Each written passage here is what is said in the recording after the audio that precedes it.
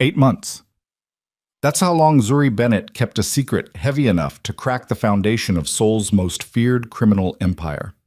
She kept it in doctors' offices visited alone, in sleepless 3 a.m. hours pressing her palm against a growing belly, in the deliberate silence of a woman who had made a choice: run, disappear, survive. The father was Seo Kong-min, crime lord, syndicate king, a man entire organizations feared to name out loud, and he had no idea his child existed. Until tonight. Until the knock on her door. Until the paper slipped from his fingers and the most dangerous man in Seoul looked at her stomach and came completely undone. If you're watching this story, drop your city in the comments right now, like this video, so I can see how far this story has traveled. Now stay with me, because this is only the beginning. Masam. The portfolio that got Zuri Bennett the job was 12 pages of work she had bled for. Not metaphorically. She had pulled all-nighters in a Seoul winter with no heat in her studio apartment, surviving on instant coffee and determination, hands cracked from cold and drafting pencils. Every rendering in that portfolio represented a choice she had made somewhere between her 20s and the version of herself that arrived in South Korea with 2 suitcases and a freelance visa and approximately $400 in a bank account she checked obsessively. The call came on a Wednesday morning in March. A Wednesday that smelled like rain and bus exhaust and the particular brand of anxiety that lived permanently in Zuri's chest. She was in the middle of a client meeting she already knew was going nowhere. A tech executive who kept asking her to make his office feel powerful but approachable without being willing to increase the budget by a single one when her phone buzzed twice in her jacket pocket. She ignored it. It buzzed 3 more times. She excused herself, stepped into a hallway that smelled like stale cigarettes and carpet cleaner, and read the screen. Black Tiger Group, interior design consultation. Immediate availability required. Compensation, negotiable upward. She knew the name Black Tiger Group the way most people in Seoul knew it. Not from news articles. Not from anything you could actually print. You knew it the way you knew certain intersections were dangerous at night, instinctively, without being able to fully explain why. You knew it from the way people spoke about their buildings in a particular tone, a careful tone. The tone you used when discussing something powerful and unpredictable. She called back anyway. The money they quoted her on the phone was real enough that she had to ask the woman to repeat it twice. The project was a private penthouse on the 47th floor of a building in Gangnam that didn't appear on any public architectural registry. Complete redesign. 6 weeks minimum, possibly extending. Full creative authority within parameters they would discuss in person. What parameters? Zuri asked. Mr. Seo will explain at the consultation, the woman said. Her voice was perfectly pleasant, perfectly professional, and entirely non-negotiable. Zuri stood in that cigarette-stained hallway for 30 seconds after she hung up. She thought about her rent, which was 3 weeks overdue. She thought about the portfolio on her laptop that kept growing without translating into consistent income. She thought about the version of herself that had moved to Seoul because she genuinely believed her talent could carve out something real here, something that belonged to her alone, and the growing distance between that belief and her bank balance. She thought, I have rules. I have very specific rules about the kind of work I take. Then she thought about the number they'd quoted her. She called back and confirmed the consultation for Thursday morning. Bossa. The building had no signage at street level, just a black glass facade and a doorman who looked at her driver's license with the focused attention of a man who had been asked to look at things very carefully. He made a call. He handed her a visitor badge. He directed her to a private elevator that required a card swipe she had to wait for him to provide. The 47th floor opened directly into space. That was the only word Zuri had for it, standing there with her portfolio case in one hand and her professional composure assembled like armor around her. Space. Not the room, the feeling. Floor-to-ceiling glass on 3 sides, Seoul spread out below in every direction like something that had been poured there, towers and traffic, and the Han River in the distance catching morning light. The penthouse itself was stripped down to concrete floors and bare walls, mid-renovation, the kind of deliberate emptiness that costs more than most finished rooms. There were 2 men standing near the windows. One of them she recognized immediately as an attorney from his briefcase and his particular posture. the posture of a man paid to stand near powerful people without ever becoming visible. The other one she didn't recognize, but she knew who he was before anyone said a word. Not because he looked the way she'd expected. That was the thing. She'd built a picture in her head on the drive over. Criminal syndicate head, South Korean underworld. She'd imagined something louder, something more deliberately intimidating, gold watches or visible bodyguards or the practiced cruelty some men wore on their faces as a warning. Seo Kang-min was none of that. He was maybe 34, 35. Black suit, no tie, no ornamentation of any kind. He was standing with his hands in his pockets looking out at Seoul, and he didn't turn immediately when the elevator opened. He finished whatever thought he was having first. Then he turned.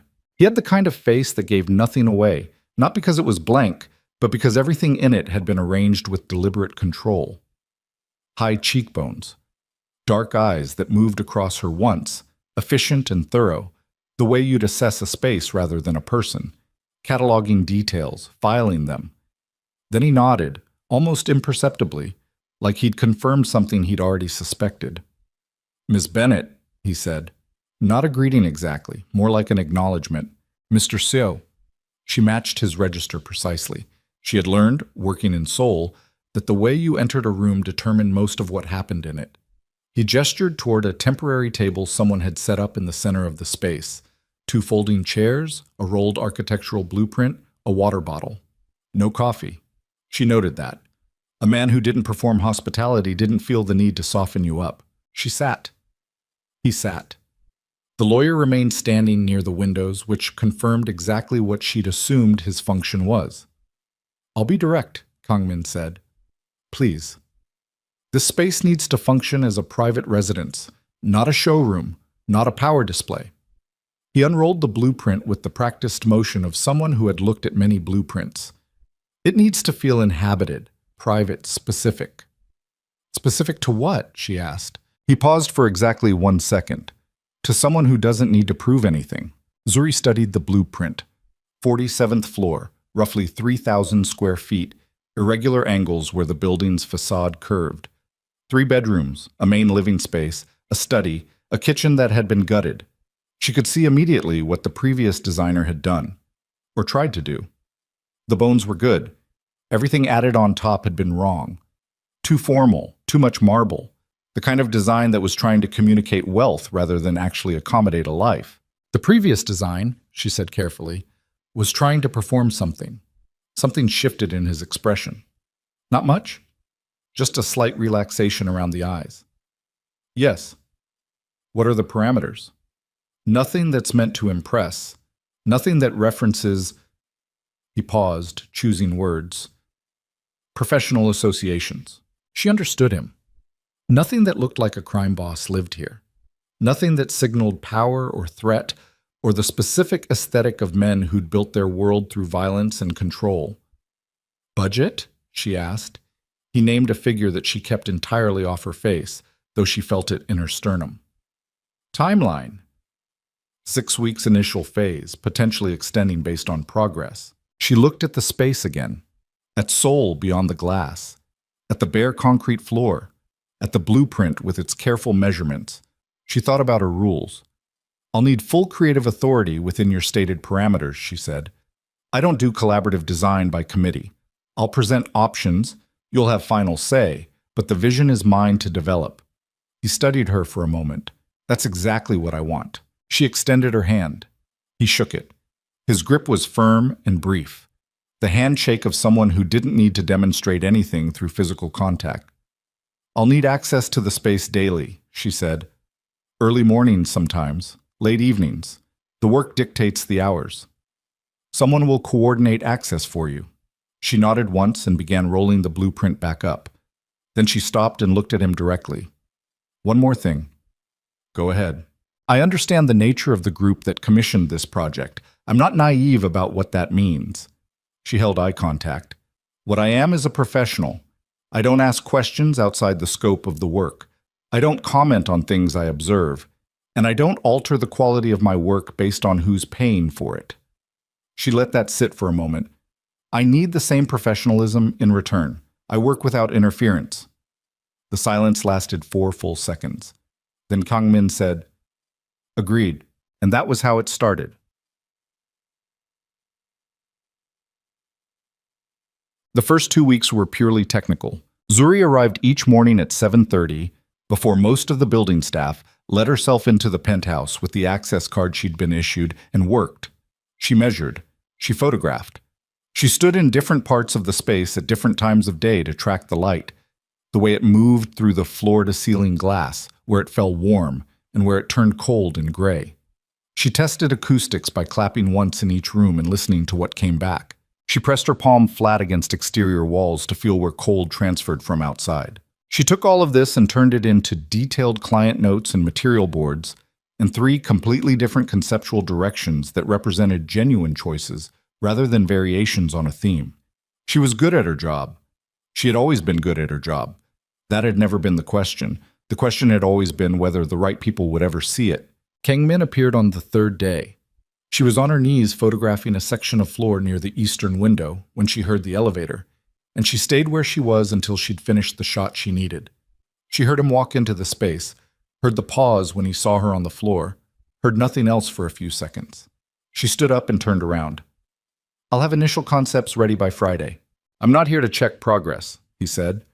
He crossed to the window and stood looking out at the city. He was in the same register he'd been at the consultation, unhurried, self-contained. "I come here in the mornings sometimes." "This is your space," she said, which was true and also a way of saying she didn't need an explanation. He stayed for about 20 minutes. He didn't talk much. She continued working. At some point she was aware, without looking directly at him, that he was watching what she was doing. Not intrusively, not proprietarily, just the way you watch someone who knows what they're doing and find the focus interesting. When he left, he said, "The light hits differently around 4 in the afternoon." She filed that away and came back at 4 that day to check. He was right. The way the afternoon sun came through the southwestern glass transformed the concrete floor into something almost warm, almost gold. She revised her concept accordingly. The pattern established itself gradually, the way patterns do. Without either party deciding on it, without acknowledgement, just becoming the shape of the weeks. He came most mornings. Sometimes he was on his phone, walking the perimeter of the space in slow circles, speaking in clipped Korean she didn't try to follow. Sometimes he sat on the window ledge, the broad interior sill she'd already mentally flagged as a key architectural feature, and looked at the city with the focused blankness of a man whose mind was somewhere else entirely. Sometimes he watched her work. He asked good questions. That was the thing that surprised her most, the first time he asked one. She was presenting her 3 concept directions on a Thursday evening, laptop propped on the temporary table, talking him through the material palette for option 2, a direction built around natural textures, warm-toned concrete, wood with visible grain, fabric that felt like something rather than looked like something. When he asked, "Why warm concrete instead of polished?" she'd expected, "Is this expensive? Is this what people do? Does this look like money?" Instead, "Why?" She looked at him. Polished concrete reflects everything. It's a mirror. This space doesn't need more reflections. She watched him absorb that. Warm concrete absorbs light. It keeps things. He was quiet for a moment. "Option 2, he said. From that point on, the conversations went deeper. He understood space differently than most clients. Not decoratively, but architecturally, functionally, the way a place shapes what happens inside it. He talked about it the way someone talks about something they've thought about alone for a long time without ever having someone to discuss it with. He said things like, "The bedroom should feel smaller than it is." He said, "I don't want to see the city from where I sleep." He said, "The kitchen needs to be a real kitchen, not a demonstration." She incorporated all of it, and the work got better for it. She didn't let herself think about what else was happening. She was careful about that. She kept the professional register firmly in place during working hours, kept the conversations on task, kept the appropriate distance that the situation required. But she was human, and she was paying attention, and she noticed things. She noticed that he arrived alone most mornings. No security detail visible, though she suspected they existed somewhere. She noticed that his phone was never far from his hand, but that he gave the space his actual attention when he was in it. She noticed that he ate badly.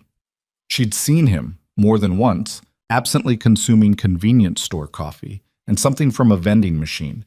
and that this was not someone who was performing carelessness about his health, but someone who genuinely had not been taught to take care of himself in the ordinary ways. She noticed the evening they first shared food that it felt entirely natural. It had been an accident of timing. She'd been working late. The carpenters had left at 6, and she was measuring a custom shelving alcove by herself because she needed the numbers before tomorrow. When Kang Min arrived at 8, carrying 2 containers of instant noodles from a convenience store downstairs. He set one on the floor beside her measuring tape without preamble and settled on the concrete with his back against the wall. The penthouse was mid-renovation, exposed wires above them, no proper lighting, Seoul glittering beyond the windows. She sat on the floor across from him and ate instant noodles in the near dark and didn't say anything for a while. Neither did he. Finally, she said, "This is the least glamorous place I've ever eaten dinner." He looked around at the construction debris and the temporary lighting and the city beyond the glass. "The view is good. The view is excellent. The floor is killing my back." Something moved across his face. Not a full smile, just the shape of one. An acknowledgement. "I'll have a chair brought up." "2 chairs." He looked at her. 2 chairs. She went back to her noodles. The instant ones from the convenience store downstairs were, objectively, too salty. She ate them anyway. It kept happening, not every night, but regularly. The late evenings when construction ran long and the city quieted outside and there was food from somewhere, sometimes the convenience store noodles, sometimes something better he'd apparently had delivered without mentioning it. And the two of them sat on the floor or on the window ledge talking about the space, and then gradually about other things. She told him about Atlanta, about the particular kind of suffocation that comes from a city that doesn't know what to do with someone like you. Too much ambition, wrong direction for it, a mother who loved her and couldn't understand her. She told him about the decision to leave, which she described accurately as less a decision and more an accumulation of smaller choices that eventually added up to a departure. He told her almost nothing about himself. This was not unusual. She'd worked with private men before, but what was different was that she could feel the weight of the unsaid things rather than just their absence. There were things he didn't say that were large enough to change the shape of the air. What he did tell her, in pieces, that he'd grown up in a house where the definition of loyalty was indistinguishable from the definition of debt, that he'd made a series of choices when he was young that he understood, at the time, as having no alternatives, and that he was no longer sure whether that was true. That he had spent so long being exactly what was required of him that he was no longer certain he knew what, in absence of those requirements, he would simply want. The night he said that last one, they were on the window ledge, 11:30, the construction crew gone hours ago. The city laid out below them like something they'd built together. Seoul in late spring. The air through the cracked window smelled like rain on warm pavement. She looked at him and said, "What would you want? If you could just want something." He looked at the city for a long moment, then he looked at her. He didn't answer the question, but the way he didn't answer it was an answer. What? She should have pulled back right then. She knew it. Every professional instinct she had, every rule she'd built around herself over years of navigating impossible situations as a black woman in spaces that weren't designed for her, as a woman in industries dominated by men, as a freelancer with no institutional protection and no safety net. Every one of those instincts fired simultaneously. She didn't pull back. She told herself it was contained, that she was maintaining the appropriate professional relationship while allowing for the human reality that two people working in close proximity over weeks develop a rapport that isn't romantic just because it feels warm, that this was fine, that she was in control of it. She was a good liar when she needed to be, but she couldn't maintain the lie about what was happening. The night it changed, she was finishing a detail specification on the study shelving, a dense technical document, the kind of work that required absolute concentration. And he came in at 9 carrying food he'd had delivered from an actual restaurant. Korean fried chicken, the kind that was objectively ridiculous at 9 on a Thursday, but was also exactly right. He set it on the floor, and she saved her file. And they ate. They talked about nothing critical. The Shelving, a film she'd mentioned once that he'd apparently gone and watched, which he hadn't told her. A conversation about whether Seoul was a city you chose or a city that chose you. At some point, the food was gone, and the conversation had slowed to the comfortable pace of two people who don't need to fill silence. And he was looking at her with the expression she'd learned over weeks to recognize. That controlled face with the controlled layer stripped slightly back, the underneath of it visible. The party kept contained and didn't normally surface. She said, "Don't." He said, "Don't what?" She said, "Whatever you're thinking." He was quiet for a moment. Then, "I'm thinking that I look forward to this, to being in this space when you're in it." He said it the way he said most things, level without decoration. "I've been trying to determine whether that's a problem." She looked at him. "And?" "I think it probably is," he said, "but I'm less concerned about problems than I used to be." She should have said, "This is a professional engagement, and I need to maintain the integrity of that, and I'm sorry if I've given a different impression." She said, "I think about what you said, about not knowing what you'd want." She looked at her hands. "I think you know." He crossed the distance between them in a way that wasn't rushed and wasn't hesitant. He stopped close enough that she could see the city lights reflected in his eyes. "Tell me to walk away," he said. She didn't. "Buddy!" What came after was not a fairy tale. She was clear on that, even inside it. It was private, and it was real, and it was the most complicated thing she'd navigated in a city full of complicated things, because Seo Kang-min was not a man whose world came detached from him when he left it at the door. It arrived in pieces. The first time she became aware of the security she hadn't known was present. The first time she saw him take a phone call that changed his posture entirely. The warmth gone in an instant, something cold and executive taking its place, a voice she didn't recognize from any of their conversations. The first time she asked, carefully, about a meeting he'd canceled to stay with her, and he said it was handled, and she understood that handled covered a category of things she should not ask about. She didn't ask. That was the deal she made with herself. This is who he is. You know who he is. You went in with your eyes open, and you keep them open now. She told herself, "I'm not my mother. I know the difference between a man who controls you and a man who lives a dangerous life. I can be in this without being lost in it." She built rules for herself. She didn't go places she wasn't invited.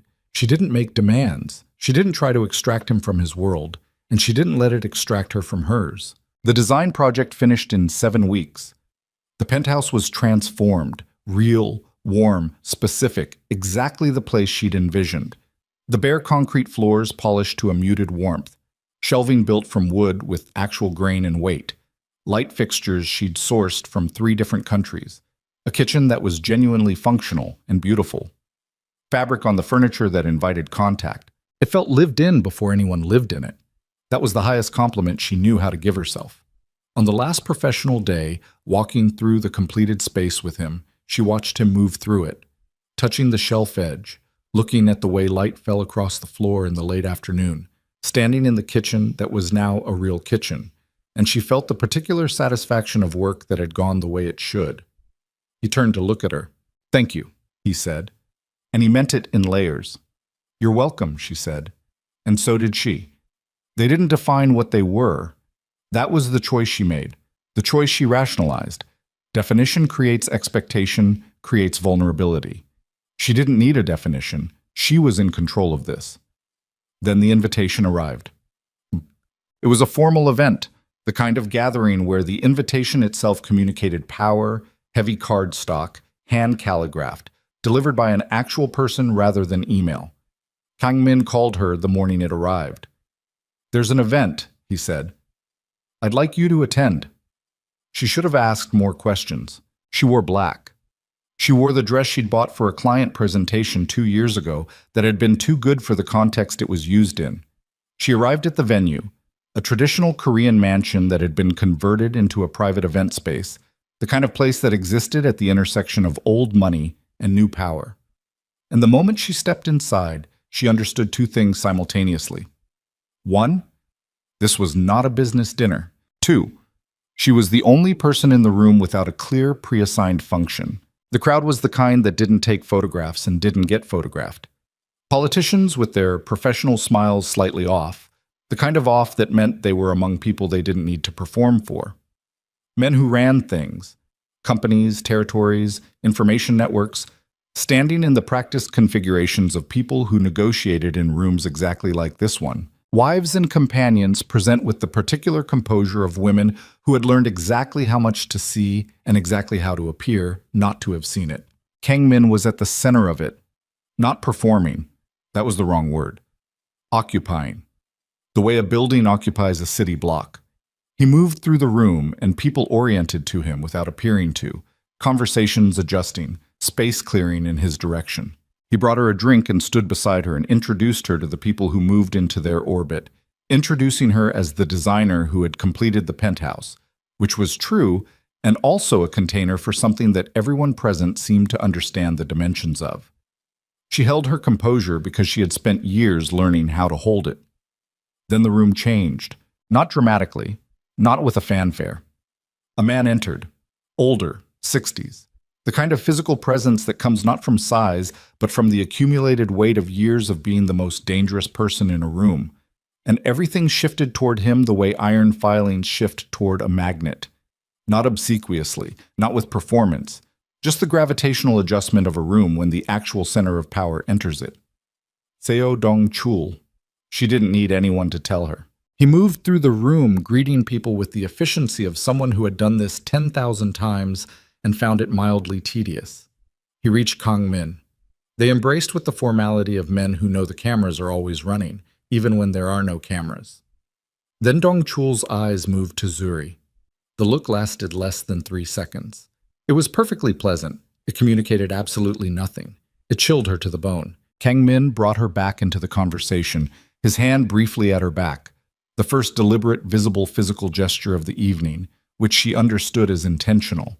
And Dong-chul spoke to her directly, warmly, in Korean that a nearby attendant translated seamlessly. He was delightful. He was interested. He asked about her work with what sounded like genuine curiosity. She answered everything and felt, beneath every word, the sensation of being assessed by someone who was very, very good at it. The announcement came an hour later.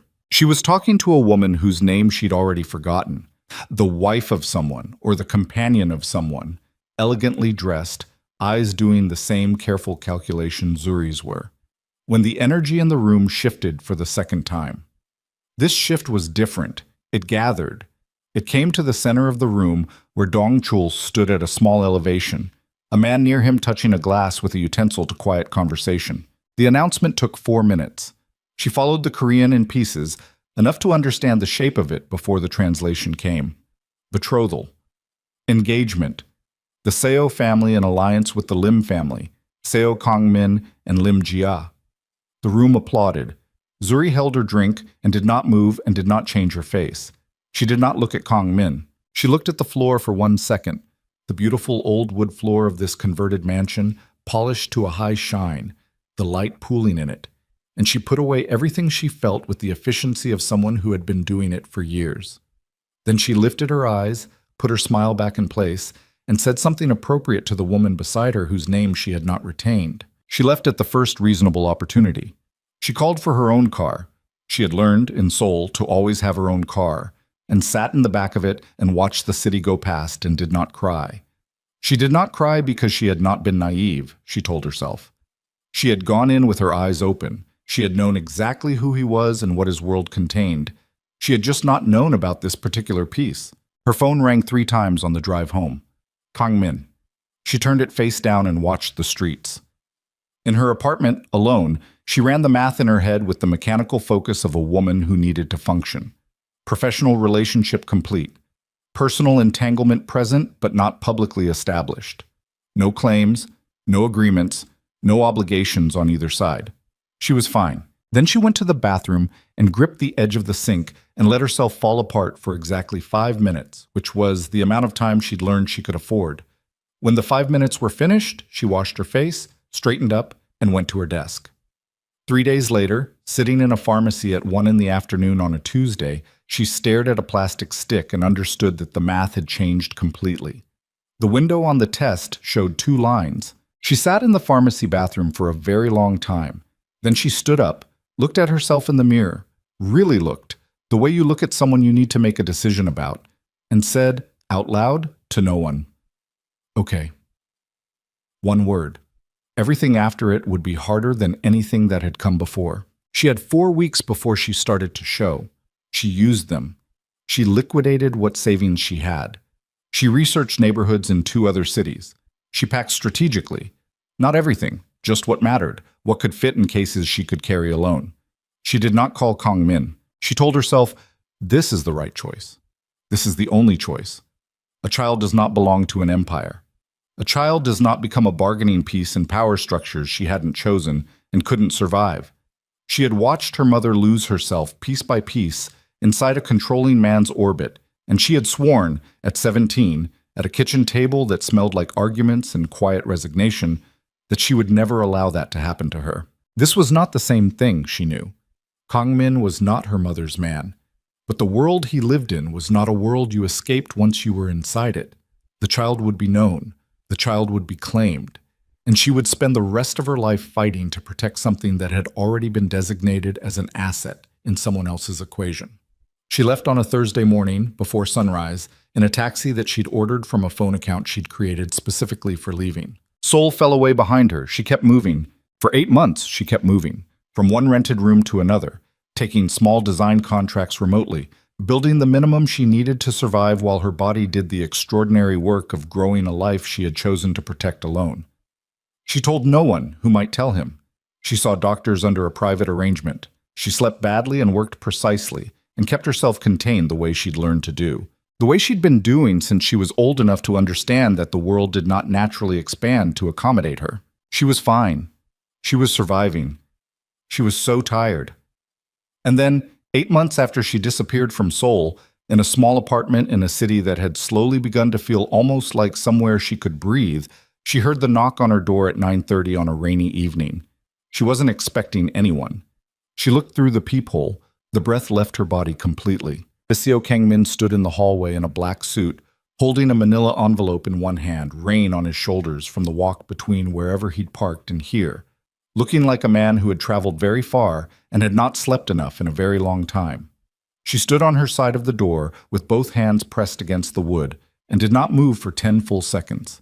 Then she stepped back, unlocked the deadbolt, and opened it. The moment he saw her, the full sight of her, 8 months changed, her stomach announcing everything she had kept hidden.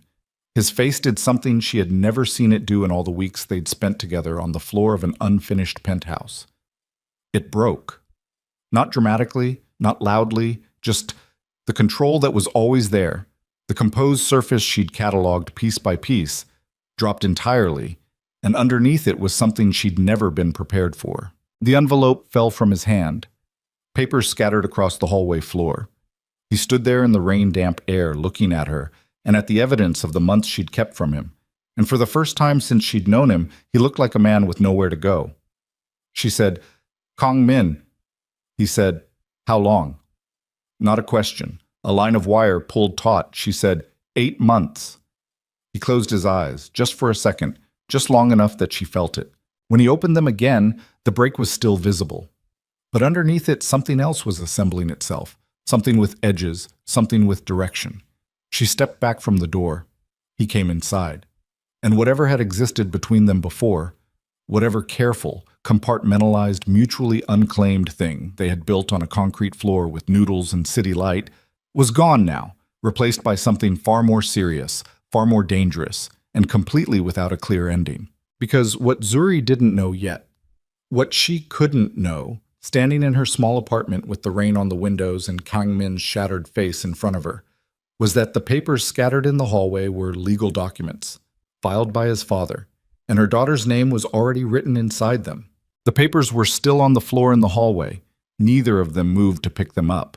Kang Min stood inside her apartment with rain drying on the shoulders of his suit and looked at the space the way he'd looked at the penthouse the first day, cataloging, filing, trying to understand a place through its details. The single lamp on the desk, the drafting materials arranged precisely on one end of the table, the other end cleared to make room for something else entirely. The small things accumulated that told you a person had been surviving somewhere rather than living. The functional furniture, the absence of anything decorative except one small framed photograph on the bookshelf that he looked at once and then away from. Zuri stood near the kitchen counter with her arms at her sides. She had made a decision when she stepped back from the door and let him in, but she hadn't yet decided what came after it. He turned from the room and looked at her stomach, then at her face. 8 months, he said again. Still that taut wire. You were gone for 8 months and you didn't... He stopped. Reset. Why? She said, you were engaged. The engagement... I know what the engagement was. I was standing in that room when your father announced it. Her voice stayed level. She'd had 8 months to rehearse this, theoretically. None of the rehearsals had felt like this. I was holding a drink and smiling, and I found out the same way everyone else in that room found out. He absorbed that. His jaw tightened fractionally. I tried to call you, he said. I know. That night, the day after. I went to your apartment 3 days later and your landlord told me you'd vacated. I know, Kongmin. Then you know that I... Something moved across his face that she didn't have a name for. You know I looked. Yes, she said, quietly. I know you looked. The silence between them had weight. She could feel her own heartbeat, the particular elevated rhythm of the last trimester.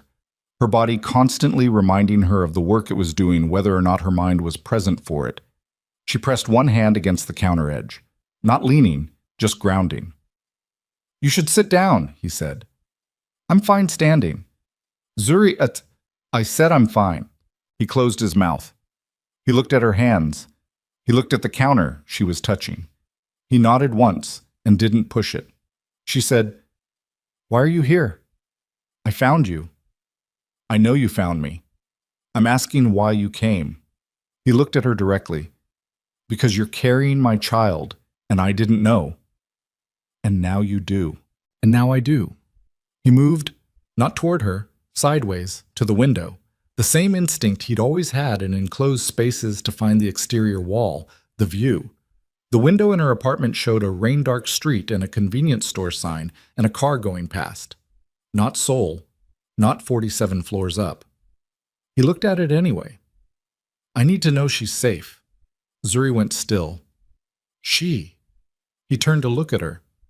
The doctors, she started. I don't have information from the doctors, he said. I have nothing. I have 8 months of nothing. There it was. The thing underneath the wire. Not anger, something raw. A girl? She hadn't meant to tell him that. She hadn't meant to tell him anything in that order. She looked at the floor for 1 second and then back up. Yes. Something happened in his face that she made herself watch rather than look away from. It moved through him visibly, the information traveling from his mind to somewhere deeper, somewhere that the controlled surface hadn't caught up with yet. He turned back to the window. Tell me about the documents, Zuri said. His shoulders shifted. The papers in the hallway, she said. Tell me what they are. He was quiet for a long moment. Long enough that she understood the quiet was not avoidance but assembly. He was deciding how to say something that was going to be hard to say. My father knows, he said. The temperature in the room dropped 2 degrees, or maybe it was just her. How long has he known? Long enough to file. File what? He turned from the window. A legal claim. Preemptive.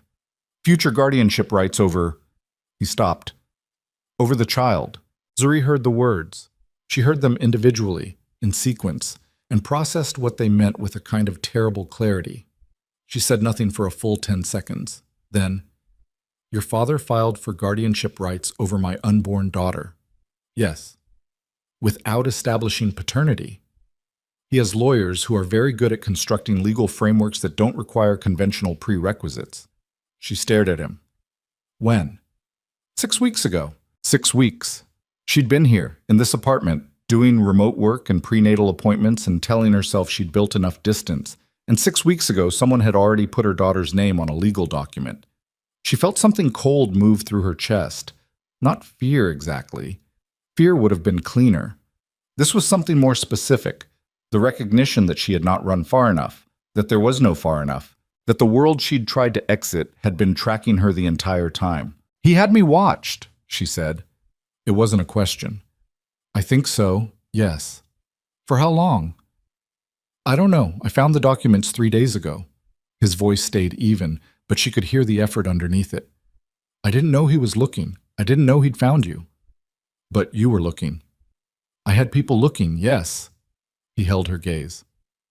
My people, not his. And which set of people found me first? The pause was a fraction of a second too long. His, he said. She turned away from him. She walked to the other side of the small apartment, which took 5 steps, and stood facing the wall with her hand on her sternum. She breathed in, out. The baby moved.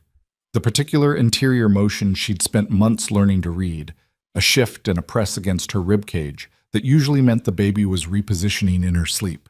Even that felt different now. Even that felt like something that had been exposed.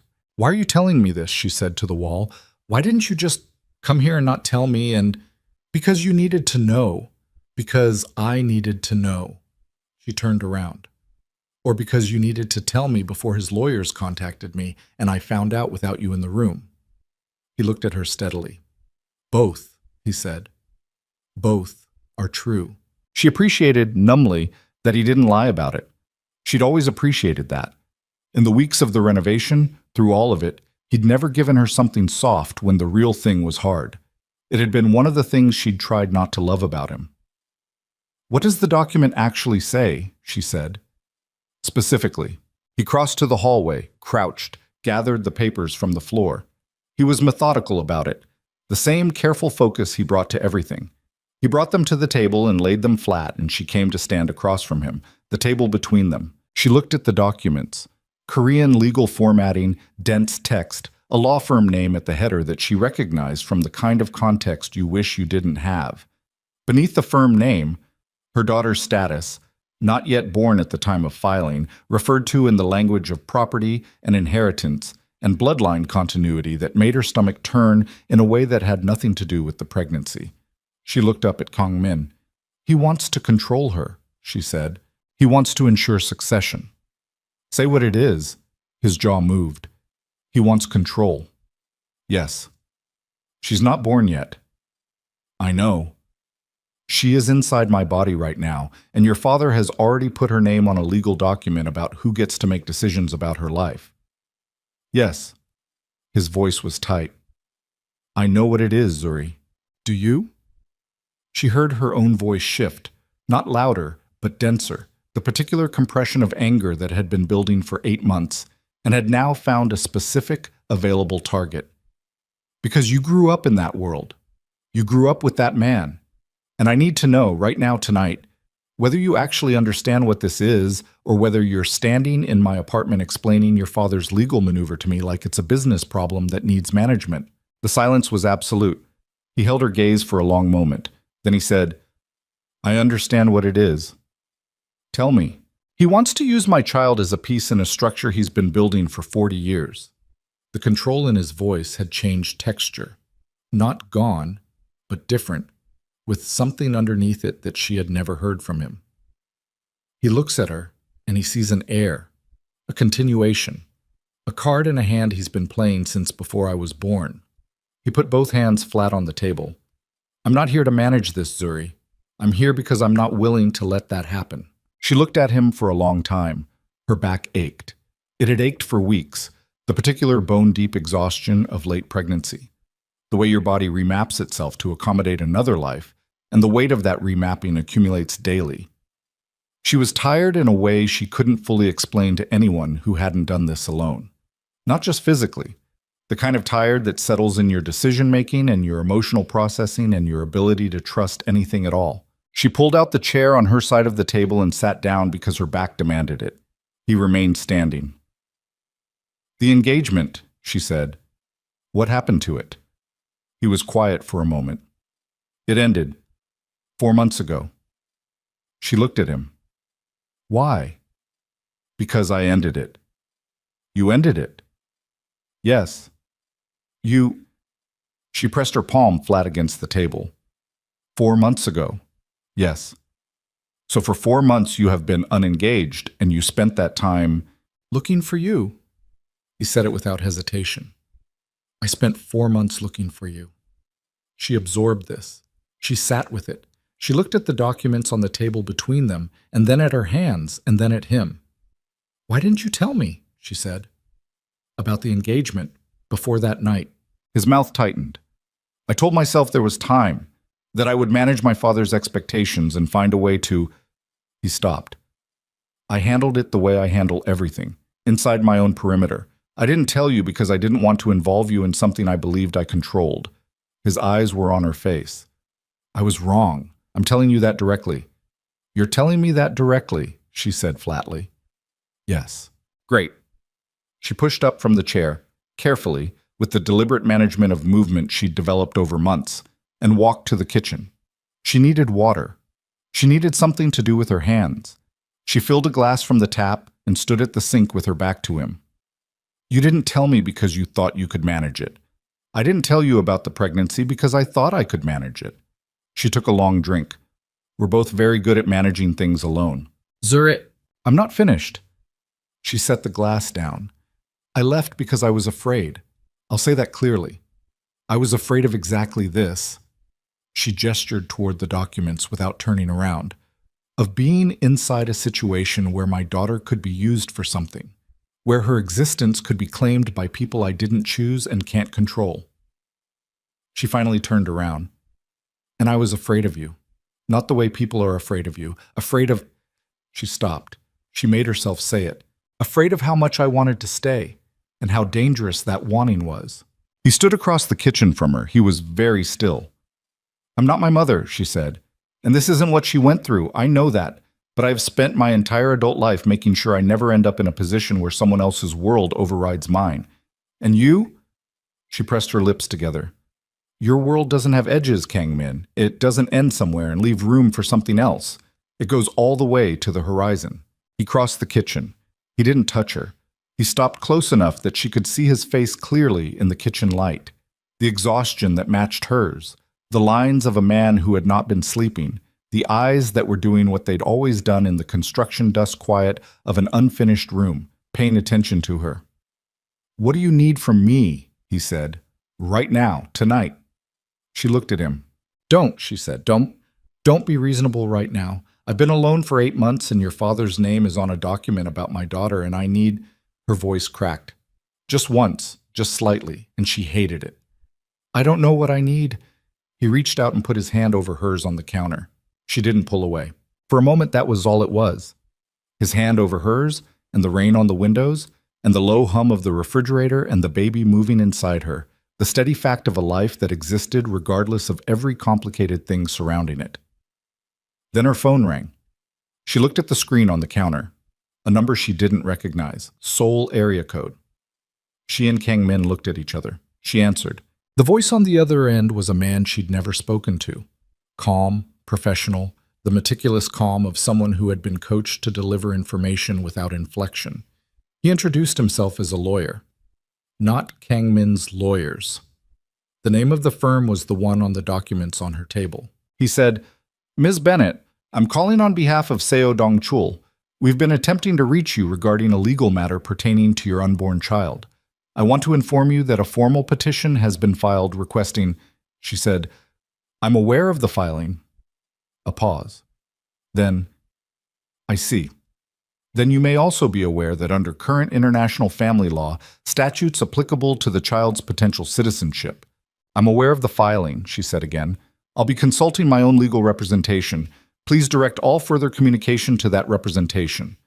Another pause. Longer. Ms. Bennett? The professional calm shifted incrementally, not hostile, something more precise. I want to be clear that this process will be significantly more straightforward if you and Mr. Seo Dong-chul can reach an early agreement. The family's interest in the child is genuine. I understand you believe that, she said. Mr. Dong-chul would like to arrange a meeting. No. He simply wants to... No. She kept her voice completely flat. You have my answer. Have your firm send contact information to my representation when I've established it. Good night. She hung up. The phone sat in her hand. Her hand was shaking, not visibly, but she could feel it, the micro tremor beneath the skin that told her the adrenaline had arrived and was now working through her system. She looked at Kang Min. His face had gone somewhere she hadn't seen it go before. Not the composed surface, not the broken version that had appeared at her door. Something between controlled, but with heat under it, the look of a man who had just confirmed something he'd hoped was not confirmed. "He called you while I was standing here," he said. She put the phone on the counter. "Yes," she said. "He knows I'm here." Kangmin's voice was level, absolutely level. The levelness of someone who had learned to put all their anger in a box and close the lid before speaking. "He's watching this apartment." She looked at the window, the rain-dark street, the convenience store sign, the car parked across the intersection that had been there when she looked earlier and was still. The car had not moved in 4 hours. Zuri knew because she had been watching it. Not constantly. She wasn't going to stand at the window like someone who had already surrendered to the fear, but in the way you track a threat that you can't eliminate, peripheral and persistent, checking back every 20 minutes with the same result. Dark sedan. No plates visible from this angle. Engine off. Just sitting there across the intersection in the rain like something that had always been there and always would be. Kangmin had made 3 calls in the kitchen. Short, clipped conversations in Korean she caught pieces of. Names, a street address, something that sounded like a timeline. He kept his voice low. Not for her benefit, she understood. Just the reflex of a man who'd spent years conducting important conversations in spaces that might not be private. She sat on the couch, with a blanket across her lap, and her hands folded over her stomach, and she watched him. The way he moved through her small apartment, economical, deliberate. The geography of a man who mapped unfamiliar spaces quickly and then stopped wasting energy on them. He was on his 3rd call when his posture changed. Something in the voice coming through the phone, small enough that she wouldn't have caught it if she hadn't spent weeks learning to read him. A fractional stiffening along his spine. He ended the call. He stood in the kitchen for a moment without turning around. "What?" she said. He turned. "The car has been there since this morning." She absorbed this. "Before you arrived." "Yes." She looked at her hands. "Before you arrived." Which meant they had been watching the apartment before Kangmin showed up at her door. Which meant the call from Dong Chul's lawyer had not been triggered by Kangmin's presence here. The call had already been coming. "He wasn't calling because you were here," she said. "No. He was calling because they decided it was time." "Yes." She pressed her palms flat against her knees. The blanket, the small lamp, the rain still going on the window. She thought about the past 8 months in a different sequence, not the version where she had successfully hidden herself, but the version where she had been allowed to believe she was hidden, which was a completely different thing with completely different implications. "How much does he know?" she said. "About me. About the pregnancy." Kangmin came and sat in the chair across from her. He leaned forward with his elbows on his knees, and she recognized the posture. It was the posture he'd used on the construction floor when they were discussing something that required precision, not comfort. "I don't know the full scope," he said. "I know he has a report, medical information possibly, your movements over the past several months." "Medical information? I don't know how he got it." She held very still. "My prenatal records." He held her gaze and didn't say anything, which was its own answer. She stood up. She needed to move. She crossed to the window and stopped herself from looking at the car, because looking at it again right now would do something to her she wasn't ready for. She stood with her back to the glass. "I want you to tell me everything," she said. "Not the managed version, not the version where you decide what I need to know in what order. Everything." He was quiet for 1 second, then, "Sit down." "I'm fine standing." "Zuri." His voice had something in it she hadn't heard before. Not command, something closer to dread. "Please sit down." She came back to the couch. She sat. She looked at him. He said, 3 weeks ago, one of my father's attorneys contacted my financial infrastructure.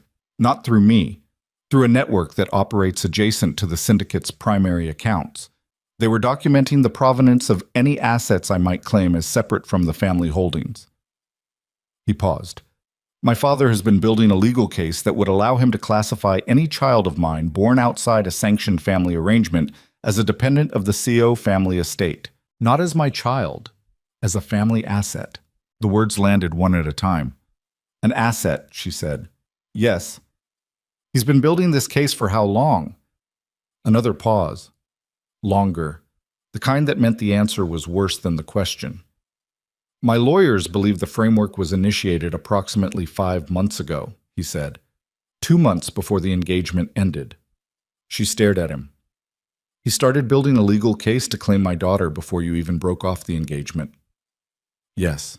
Which means she stopped. She worked through it. Which means he knew about the pregnancy before the engagement ended. He knew, and he made the calculation that breaking the engagement was acceptable because he already had another mechanism for... She stopped again. Her voice had started doing something she didn't want it to do. He let you end the engagement because he'd already decided the baby was more valuable than the alliance. Kangmin said nothing. Say it, she said. Tell me that's what happened. That's what I believe happened. Yes. She got up again. She couldn't help it. She walked to the kitchen and gripped the counter edge with both hands and breathed through her nose because the alternative was worse, and she needed to stay functional, and she was so tired of needing to stay functional. The baby shifted. A long, slow roll beneath her ribs, the movement of something that had no context for this conversation and was simply alive and in motion and completely dependent on the woman currently white-knuckling a kitchen counter in a foreign city in the rain. He used the engagement as a distraction, she said, while you were trying to get out of it, while I was running. He was building a cage. Yes, Kangmin said from the other room. She turned around. He was standing in the kitchen doorway, same as he'd stood in her apartment doorway earlier, taking up the frame without crowding it, watching her. You didn't know, she said. Not a question exactly. I suspected something was being constructed, he said. I didn't know the scope. I didn't know he'd found you. Something moved through his jaw. I should have known. I should have moved faster. Yes, she said. You should have. He took that. He didn't argue it or qualify it, just held it. She said, I need a lawyer tonight. I have people. My lawyer. Not yours. She held his gaze. I need independent representation. Right now. I'm not navigating this inside your infrastructure, Kangmin. That's non-negotiable. He nodded once. I'll get you names. People I know are clean, but who have no formal relationship with the syndicate. How do I know those names are actually clean? He paused. You don't. But I'm giving them to you and you can verify independently. He reached into his jacket and produced a business card. Plain, no firm name, just a number, and set it on the counter between them. This is someone my father has tried to compromise 3 times. She's turned him down 3 times. She hates him, which makes her currently the most trustworthy attorney in Seoul for your specific situation. Zuri looked at the card. She picked it up. It's midnight, she said. Call anyway. She'll answer. She looked at him. She called. The woman who answered sounded alert in the way that some people are alert at midnight, not woken up, just operating in a different time zone internally. Her name was Han Soo-yeon, and her English was precise, and she listened to 30 seconds of Zuri's situation before she said, I know the filing you're referring to. I've seen its architecture before. Don't say anything else on this call. Give me an address and I'll come to you. Zuri gave the address. Han Soo-yeon arrived in 40 minutes. She was 50-something, compact, with the bearing of a woman who had spent decades in rooms where people tried to make her feel like she shouldn't be there. She shook Zuri's hand first. Then she looked at Kangmin with an expression that contained volumes she'd decided not to speak. Mr. Seo, she said. Attorney Han. You can wait outside. He looked at Zuri. Zuri said, Please. He went to the hallway and closed the door. Han Soo-yeon set her bag on the table and opened it and extracted a legal pad that had been used on previous pages. She looked at Zuri with the focused, impersonal attention of someone who had learned to separate empathy from utility. Tell me everything from the beginning, she said. Don't self-edit. Let me determine what's relevant. Zuri told her. All of it. The renovation, the relationship, the announcement, the pregnancy, the 8 months, the documents in the hallway, and the phone call, and the car outside. Han Soo-yeon listened without interrupting, making notations in a hand Zuri couldn't read from across the table. When Zuri finished, the attorney sat for a moment looking at her notes. Then she said, The medical records. Do you know where you received your prenatal care? Zuri named the clinic, the private arrangement she'd made under a different framework. Han Soo-yeon's pen stopped moving. She looked up. Which clinic, specifically? Zuri gave the name. Something changed in Han Suyan's face. Not dramatic. The micro-adjustment of a professional who has just encountered information that requires recalibration. What? Zuri said. Zuri Tatashishid. Han Suyan set her pen down on the pad. She folded her hands. That clinic has a managing director on its board of trustees, she said carefully. The director was appointed 3 years ago through a corporate structure that ultimately traces to a holding company in Busan. She paused. The holding company is a financial subsidiary of the Black Tiger Group. The room went quiet in a way that had nothing to do with sound. Zuri sat completely still. The clinic I chose, she said. Yes. That I specifically chose because it had no connection to... Yes. She heard her own breathing.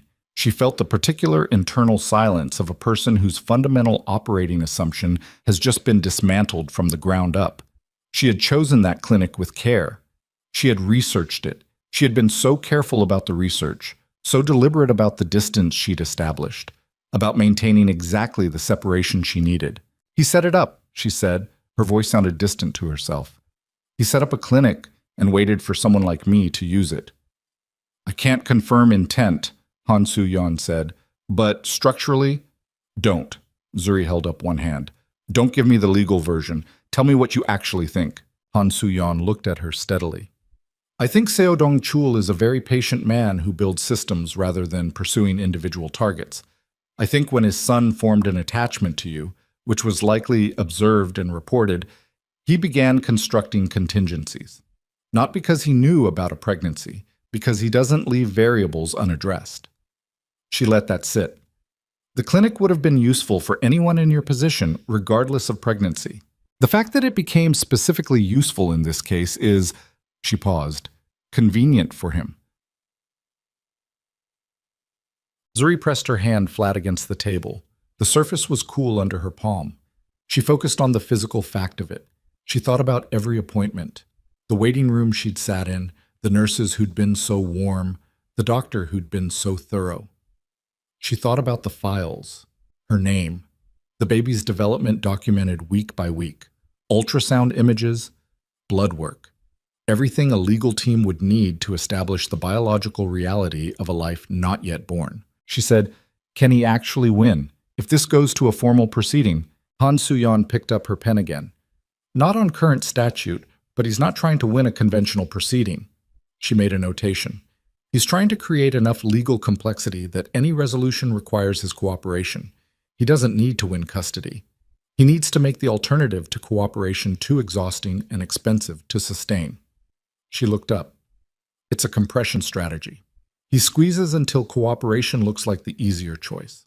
Zuri thought about 8 months of exhaustion, about what the next year looked like with a newborn and a legal battle and no institutional support, and a man with 40 years of infrastructure pressing in from every direction. She thought, he calculated this exactly right. She stood up and went to the door and opened it. Kang Min was in the hallway, sitting on the floor with his back against the wall. The same position he'd occupied on construction floors. Same loose posture, same focused stillness. He looked up. "Did you know about the clinic?" she said. He got to his feet in one motion. "What clinic?" She watched his face. "The one I used for prenatal care. Did you know it had a connection to the Black Tiger Group?" Something flared in his eyes. "No." Fast, flat. "Zuri, did you know it was possible that any clinic I chose could have been connected?" The pause this time was different. Smaller than a second, but present. "Tell me," she said. "My father has interests in healthcare infrastructure throughout Seoul and several surrounding areas," he said. "It's part of the legitimate holding portfolio. I don't have a complete map of every entity." He held her gaze. "I didn't know, but I should have warned you that the risk existed." She looked at him standing in the hallway of her apartment. This man who had come to her door in the rain, with his careful posture and his broken face, and his genuine intent to fix something that had been broken partly because of the world he'd spent his entire life inhabiting. "You should have warned me," she said. "Yes. A lot of things should have happened differently." "Yes." She turned back into the apartment.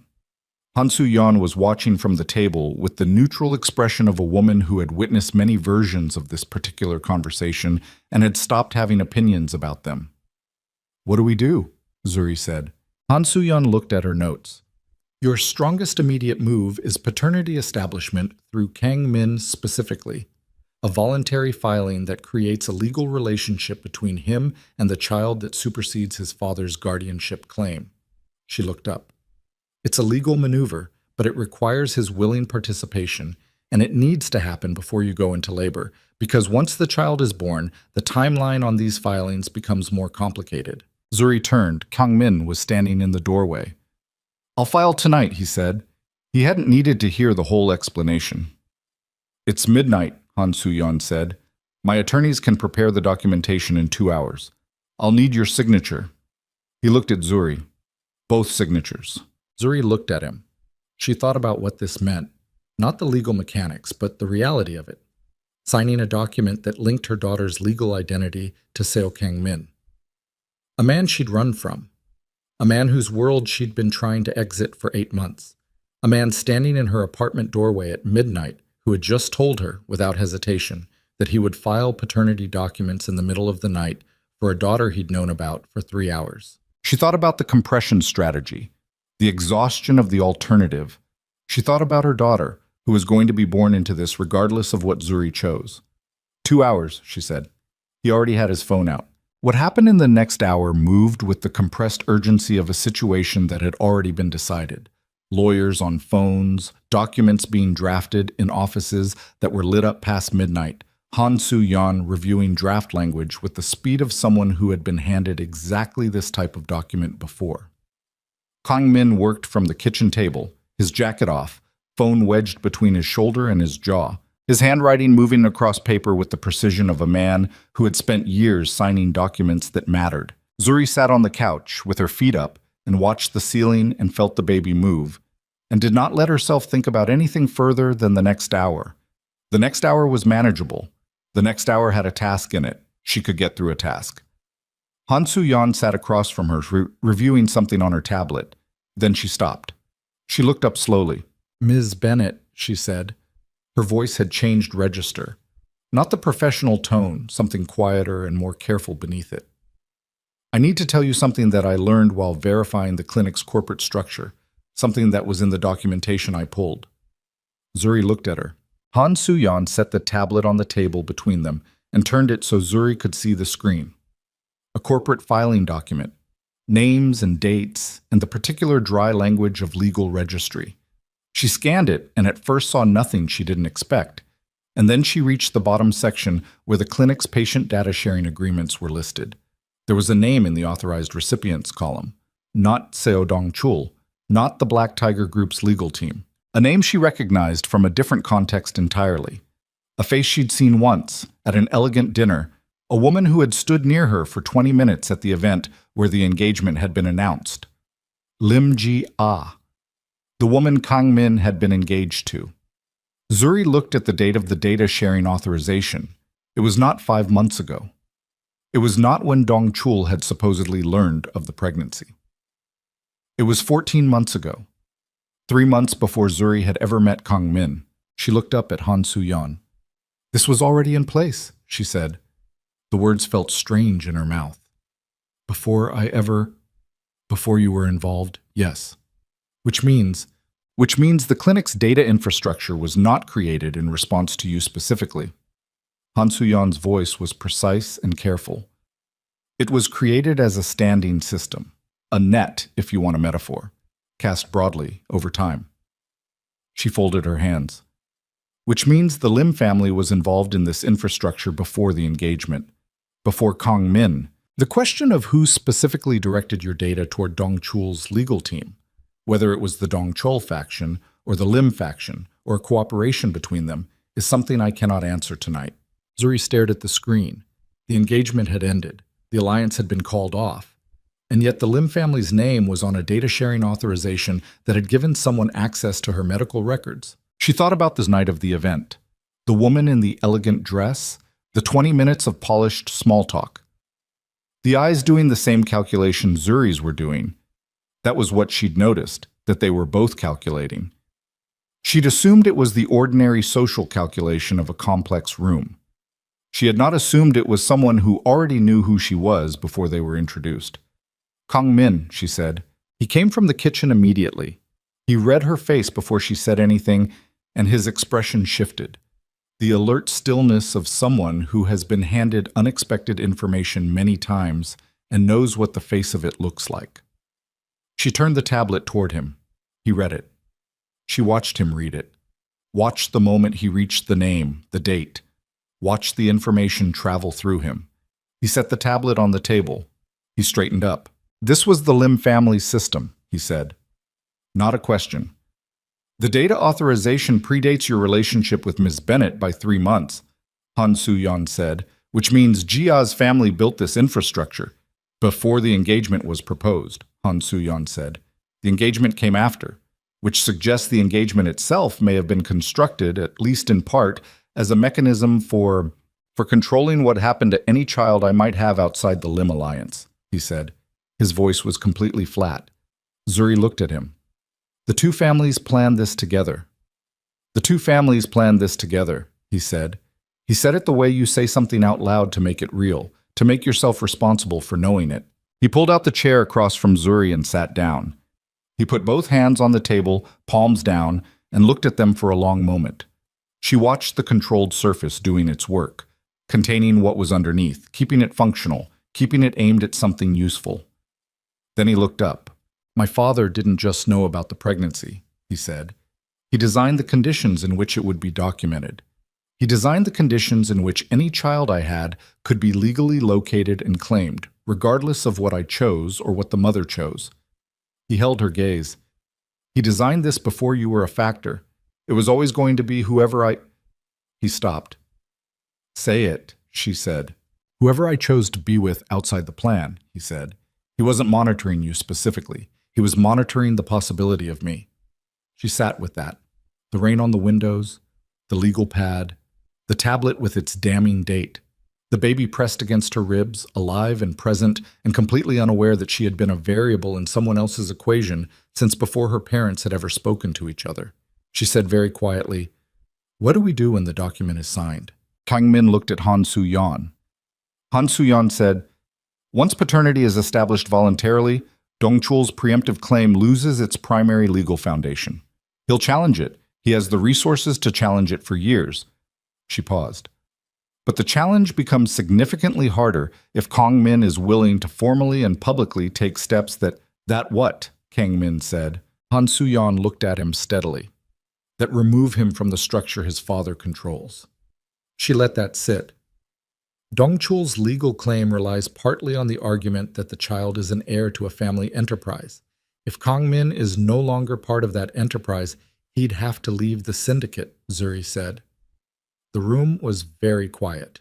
Kang Min looked at her. She looked at him.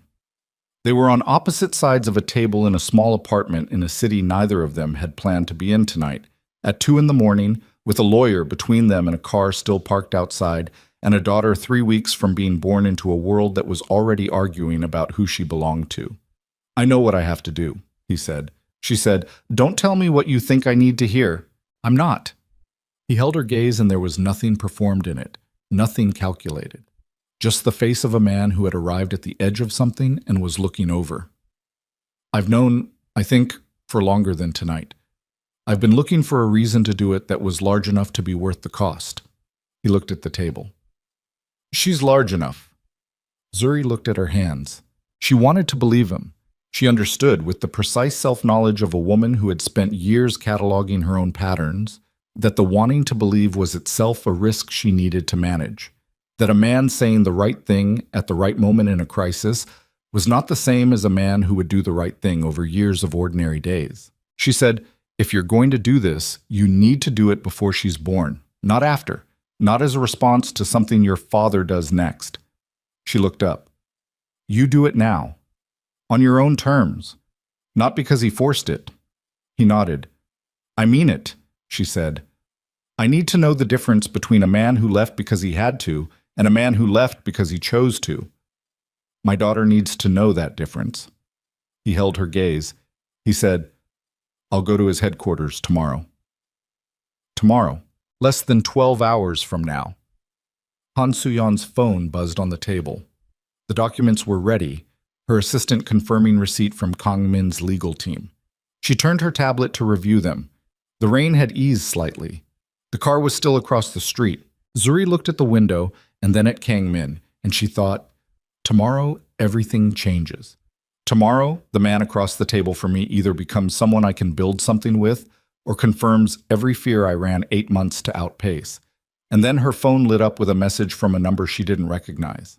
Not a call, a photograph.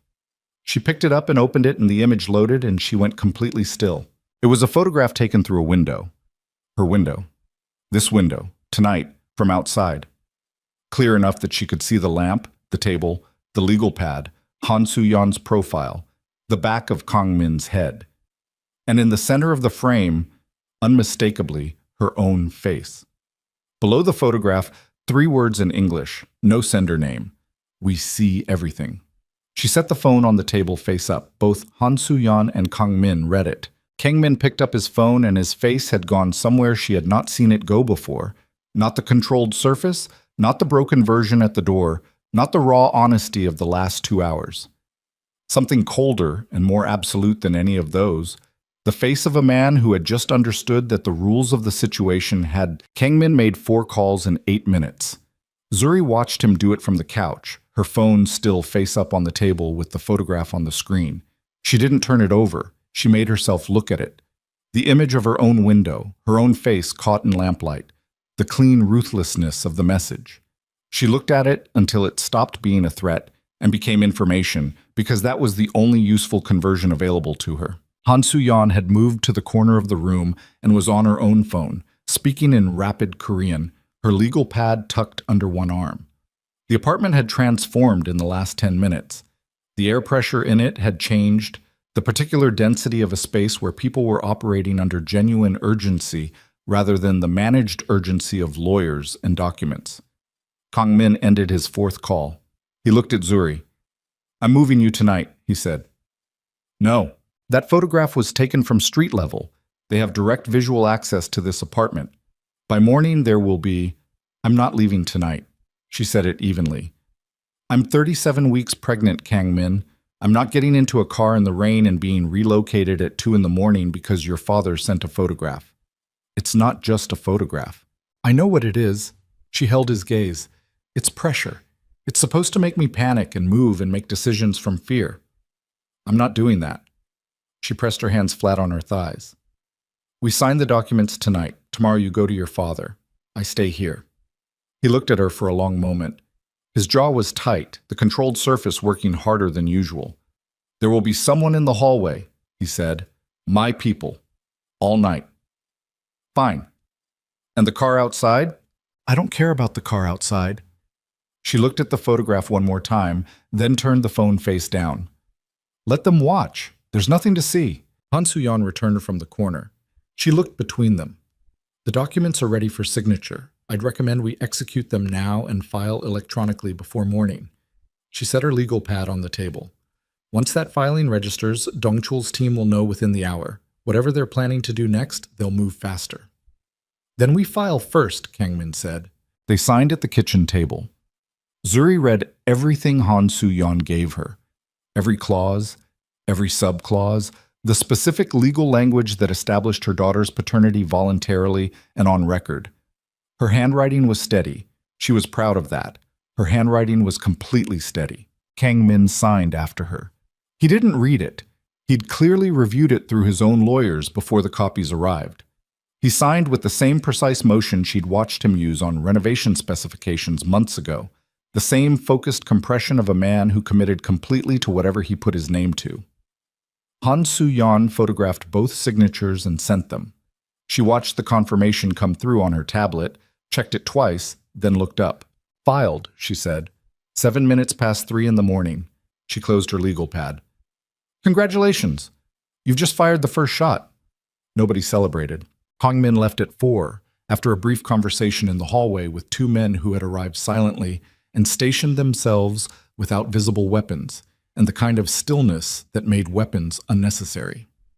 Zuri watched through the peephole as he spoke to them, watched the nods, watched him turn once and look at her door before he walked to the elevator.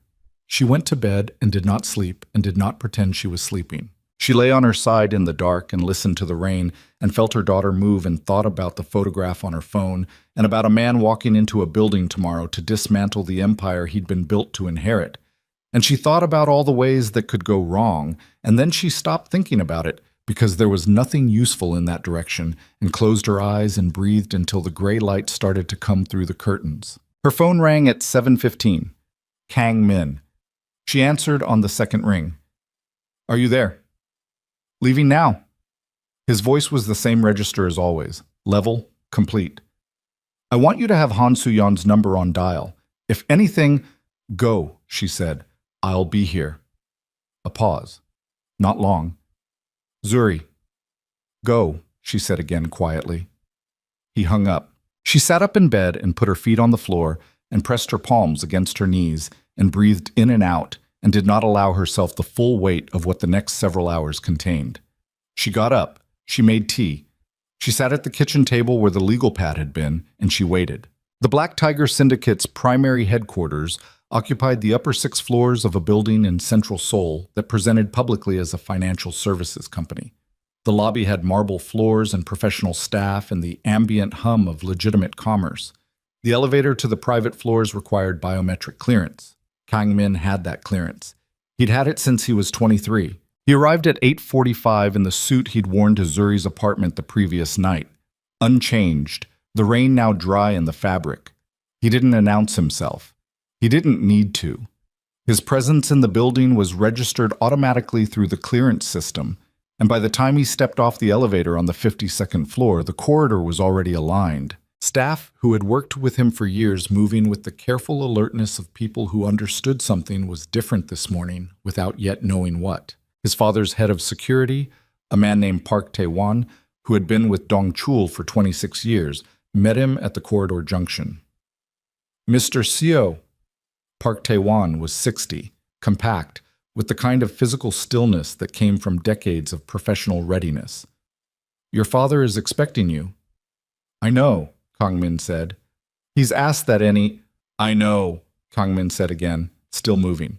The conference room his father used for formal meetings was at the south end of the floor.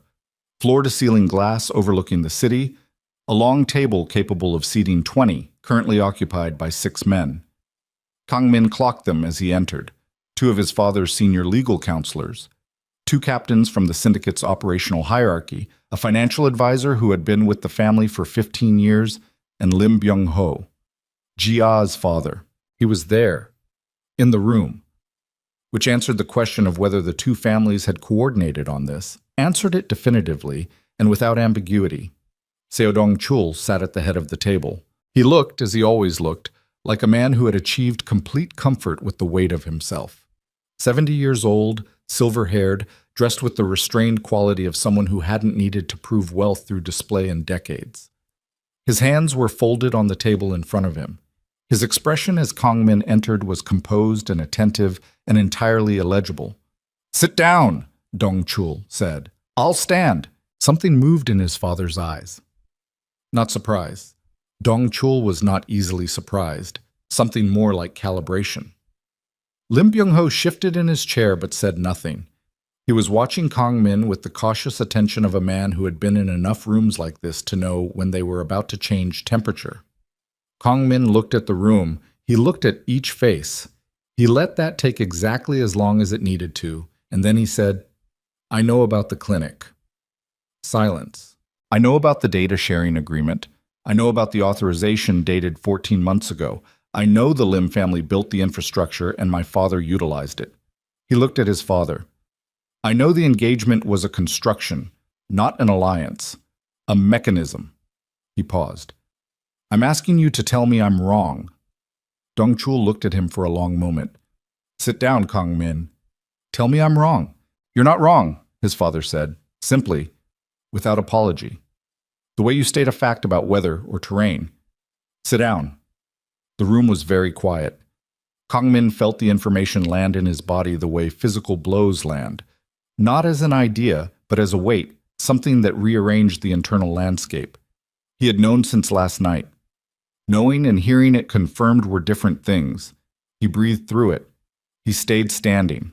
You built a system to monitor anyone I was close to, he said. I built a system to protect the family's continuity, Dongchul said. There's no version of my responsibility that doesn't include that. You accessed her medical records. The child's medical profile is relevant to succession planning. Say what you did, Kang Min said. His voice had not risen. He was working to keep it level, and the work was visible. Don't call it planning. You took her private medical information without her knowledge or consent. You filed a legal claim on a child that isn't born yet. You had her apartment watched. He looked at the table. You sent a photograph to a pregnant woman at 2 a.m. to frighten her. Dongchul's expression shifted fractionally. He looked at Park Tae-won briefly. Park Tae-won looked at the table. That was not my directive, Dongchul said. Then whose? The pause was exactly the wrong length. Kang Min turned and looked at Lim Byung-ho. The older man met his gaze. He had a face that had learned, over decades, to be unreadable. But there was something in the set of his shoulders, a very slight, very controlled tightening, that gave him away. You had her photographed, Kang Min said. I had the situation monitored, Lim Byung-ho said. His voice was measured and unhurried. When the paternity filing registered this morning, I felt it was appropriate to ensure Ms. Bennett understood the scope of the interest in this matter. You sent a threat to a woman 37 weeks pregnant. I sent a reminder. Kang Min took 4 steps to the other end of the table. Not fast, deliberate, each step placed. He stopped at the corner nearest Lim Byung-ho and looked down at him, and he let the man see, for one unguarded moment, what was behind the controlled surface. Lim Byung-ho did not move. He was too experienced to move. But his breathing changed. If anyone from your family contacts her again, Kang Min said, in any form, through any channel, I will dismantle every financial relationship between our families, current, historical, and pending. And I will make the mechanism of the clinic's data authorization public in a format that will reach every relevant regulatory body across 3 jurisdictions. He held the man's gaze. Do you understand me? Lim Byung-ho looked at Dongchul. Dongchul said, That's enough. I'm not finished. Kang Min straightened. He turned to face his father across the length of the table. I filed paternity this morning. The child is legally mine. Your guardianship claim has no foundation. It has several foundations, one of the legal counselors said carefully. None that survive challenge, Kang Min said. And I'll challenge every one of them. He looked at his father. I'm also telling you directly that I'm withdrawing from operational leadership of the syndicate. The room reacted, not loudly. These were men who had trained themselves not to react loudly, but the air changed. The 2 captains exchanged a glance. The financial advisor's pen stopped moving.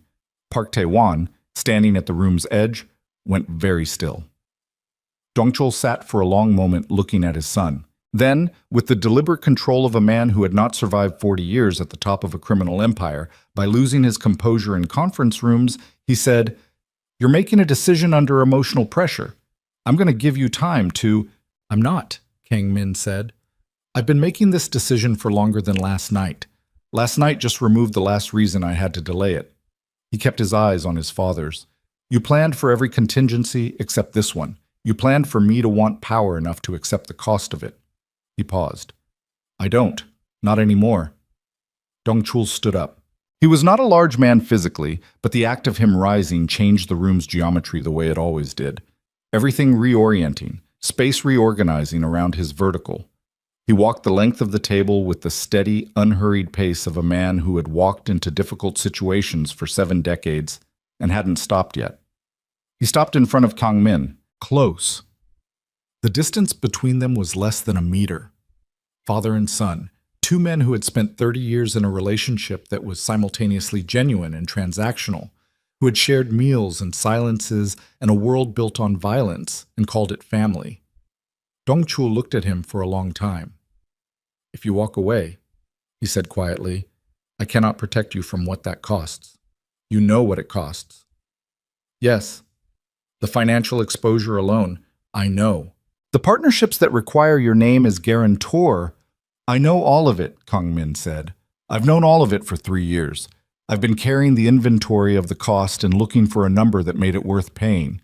He held his father's gaze. I found the number. Dong-chul looked at him. Something crossed the older man's face. Not anger, not exactly. Something more complicated and less legible. Something that might, in another life, in another version of this conversation, have been close to grief. She is not worth an empire, Dong-chul said. She's worth more than this one, Kang-min said. He stepped back. He turned. He walked toward the door. Kang-min, his father's voice. Not loud. The voice he used in private, the one that had no performance in it. He stopped. He didn't turn around. The child's name, Dong-chul said. What will it be? The question was not what he expected. He stood in the doorway for a moment. I don't know yet, he said. We haven't decided. He left. The elevator took 40 seconds to arrive. He stood in the corridor and breathed. His hands were steady. He checked them because he needed to know. Completely steady. He thought, either I've just done the right thing, or I've destroyed 20 years of structural security, and there won't be a clear answer on which one it was for a very long time. He got in the elevator. His phone rang before the doors closed. It was not a number in his contacts. He answered anyway. Mr. Seo. A voice he didn't recognize. Male, careful. The particular careful of someone reading from a script they've been given. I'm calling from a neutral position. I'm not affiliated with your father or the Lim family. A pause. I've been asked to inform you that there is a third party who has been monitoring this situation. Not the Black Tiger Group, not the Lim family. A third party whose interest in the child predates both of the filing claims you're aware of. The elevator doors closed. Kang-min said, Who? Someone with a historical relationship to the child's mother, the voice said. Specifically to her mother's financial records from the period before she came to Seoul. Another pause. Ms. Bennett is not who she believes herself to be in terms of her family's existing relationships with certain financial networks. There are claims on her bloodline as well, Mr. Seo. Not legal claims. Older ones. The elevator moved downward. Floor indicators ticked past. Kang-min said, What do you want? Nothing from you, the voice said. I was asked to give you a warning before you made this morning's filing irreversible. The careful quality of the voice shifted slightly. The child is now claimed on two sides, Mr. Seo. The paternity filing protects her from one. It does nothing about the other. The line went dead. The elevator reached the lobby. The marble floor. The professional staff. The ambient hum of legitimate commerce. All of it exactly as it had been an hour ago, and none of it the same. Kang-min stood in the lobby for 3 seconds. Then he called Zuri. It rang 4 times, 5, 6. She didn't answer. He called Han Soo-yeon. It rang twice.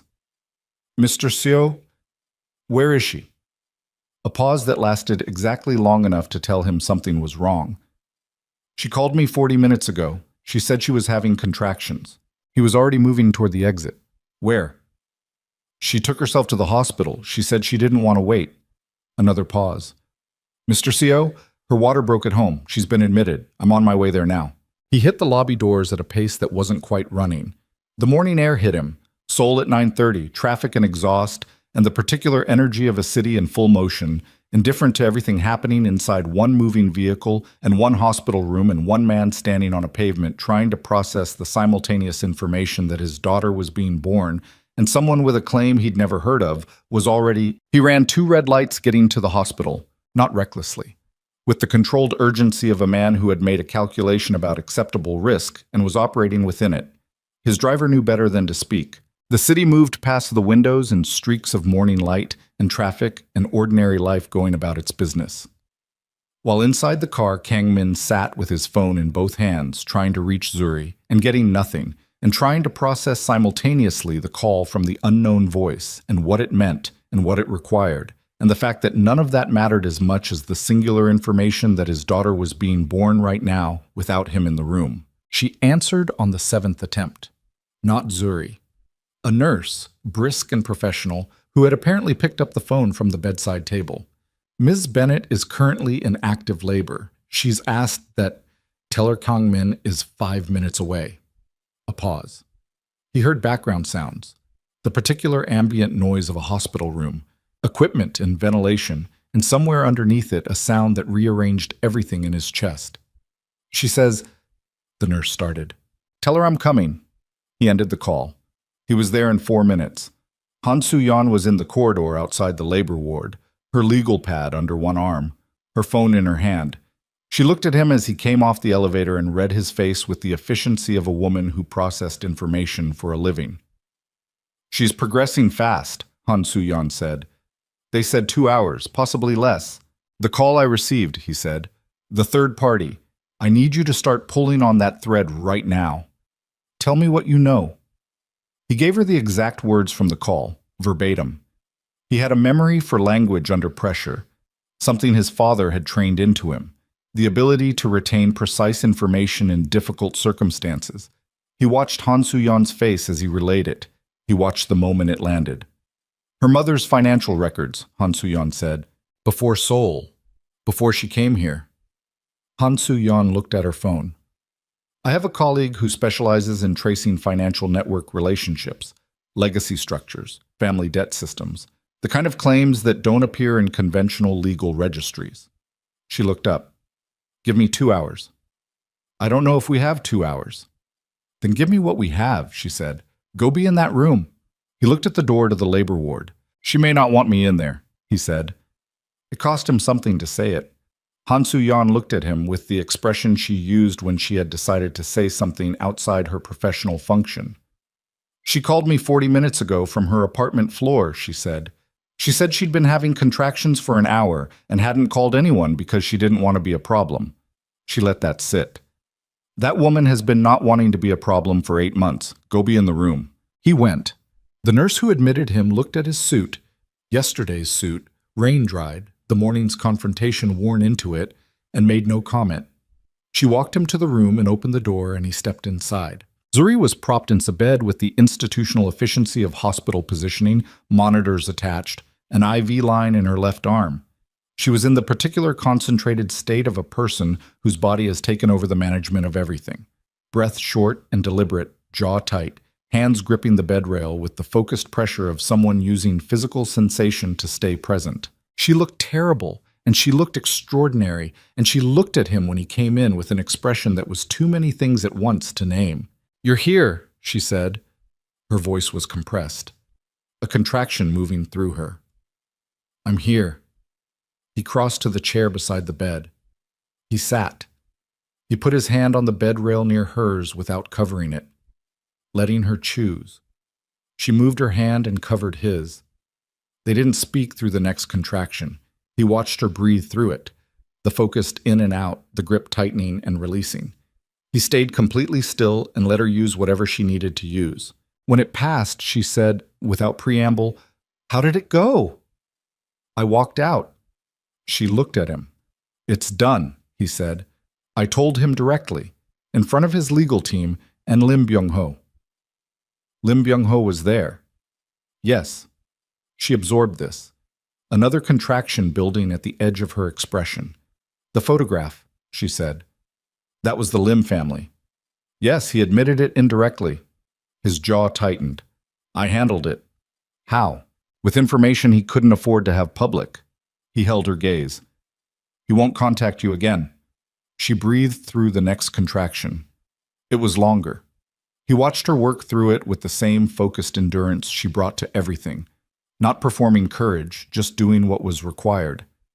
When it ended, she was quiet for a moment, then, There's something else.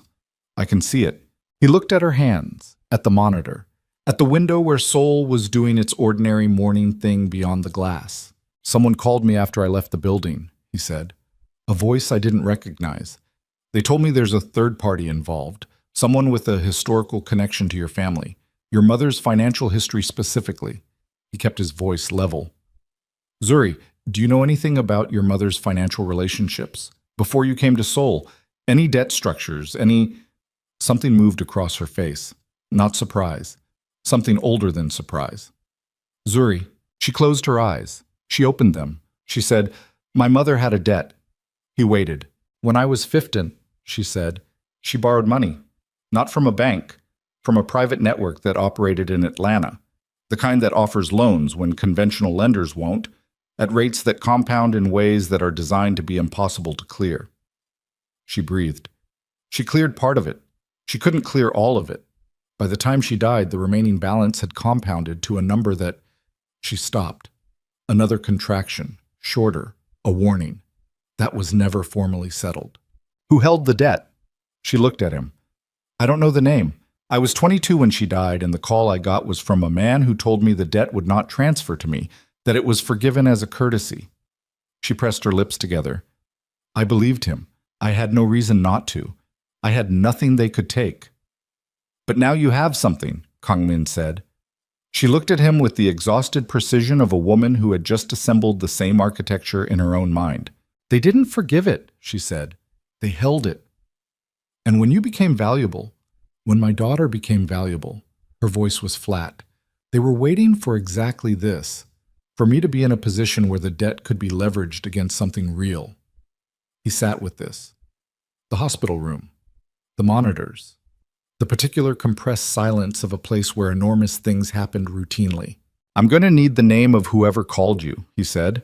Whatever you remember about the debt structure, amounts, dates, anything. I have documents, she said, in my apartment, in a folder in the second desk drawer. I kept everything from my mother's estate. She looked at him steadily. I kept it because I never quite believed the man who said it was forgiven. He texted Han Soo-yeon immediately. Location of documents, apartment access through the security details still posted there. He sent it and put the phone face down on the chair and looked at Zuri. You kept it because you knew something was wrong, he said. I kept it because my mother spent 18 years being crushed by something she couldn't see the full shape of, and I decided very young that I was going to see the full shape of everything that came near me. She breathed through a contraction. I didn't see this one coming. Neither did I. You had more information than I did. Yes. He held her gaze. I'm sorry. She looked at him for a long moment. The monitor beside them tracked her daughter's heartbeat. Steady, insistent, the particular rhythm of a life operating with complete indifference to the complexity of its circumstances. I know you are, she said. It wasn't absolution. It wasn't the closing of an account. It was something more honest than either of those. An acknowledgement received and set aside because there was too much happening to carry it right now, and they were both practical enough to know it. Han Soo-yeon called back 47 minutes later. Kang Min stepped into the corridor, leaving Zuri with the nurse who had arrived to check progress. He answered on the first ring. The folder, Han Soo-yeon said. I have the documents. I've also had my colleague run the debt structure. She paused in the way she paused when the information was significant. The lending network her mother used in Atlanta was a subsidiary operation. It traced, at the time, to a financial management group based in Chicago with connections to several Southeast Asian investment structures. Another pause. One of those structures had, at the time, a partnership agreement with an early iteration of what later became the Black Tiger Group's international portfolio. Kang Min stood in the hospital corridor and felt the full shape of it arrive. My father's network, he said, a predecessor to it. The connection is indirect but documentable. Han Soo-yeon's voice was careful and precise. What this means legally is that the debt claim against Zuri's mother's estate, if it was ever formally retained rather than forgiven, would trace back through a structure that ultimately connects to the Seo family's financial history. She let that land. Mr. Seo, your father may have been holding this debt for years, as an asset, as a contingency. He put his hand flat against the corridor wall. He was connected to her before I ever met her, he said. I cannot confirm intent, Han Soo-yeon said. I will not speculate about whether your meeting was arranged, but the financial connection predates your relationship by over a decade, and the debt instrument was never formally discharged. She paused. Which means the third party who called you this morning was either someone acting for your father through a channel he keeps separate from his primary operations, or someone who acquired the debt from that network and has been waiting for exactly this kind of leverage opportunity. Can you find out which? I'm already working on it. Give me until this afternoon. I may not have until this afternoon, he said. I know. Her voice softened fractionally, which was the most he'd ever heard it move. Go back inside. I'll call you when I have it." He went back inside. Zuri looked at him when he came through the door and read his face the way she'd learned to read it over weeks on a construction floor. The underneath of the controlled surface, the actual information. "Tell me," she said. He told her, all of it.